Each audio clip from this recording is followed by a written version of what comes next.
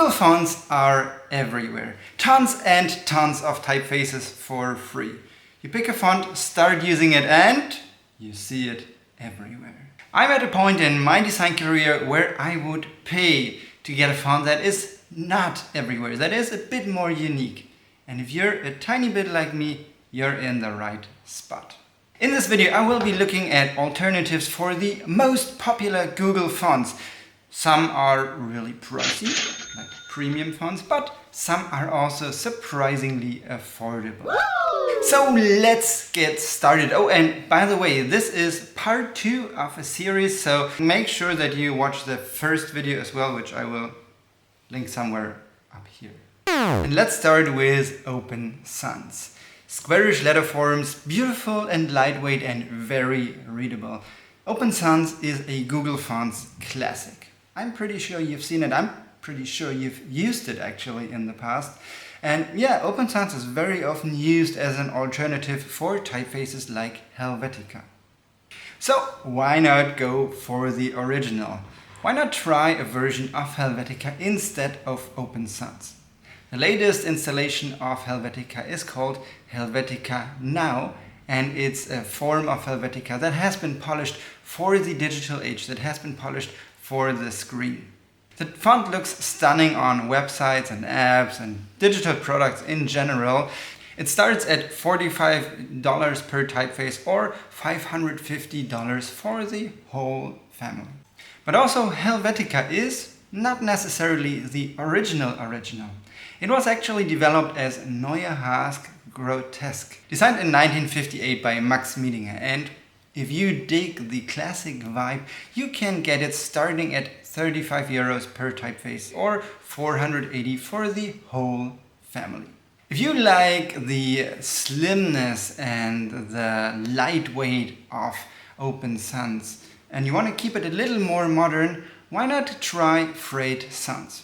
Frayed Sans comes in a lot of different variants and it starts at 32 euros or 470 for the whole package. Playfair. So Playfair is a serif font, a quite classic one, but a tiny bit playful. So actually a quite cool and quite unique font to use.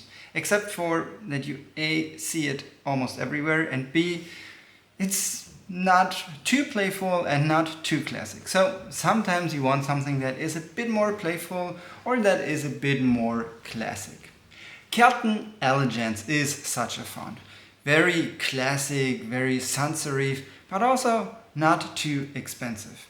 It's a great typeface to use for a classy restaurant or say a dinner party invitation. It starts at $3 per variant and $13 for the whole family, so quite cheap actually. If you like it more playful, give Holland Vintage a try.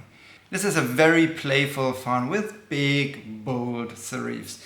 I'm pretty sure you will like it and find a good use for Holland Vintage. The font starts at $7 per variant or $16 for the whole package. My favorite alternative to Playfair though is the Recoleta. Recoleta is a very balanced font that still has some quirks. And I personally like to use it for branding works or headlines where I need to have a classic, playful, but also really fresh look. Some variants of Recoleta are free, or you can get the whole package for just $55. Roboto. The Android system font started out as a smaller or more condensed alternative for Open Sans, optimized for mobile screens.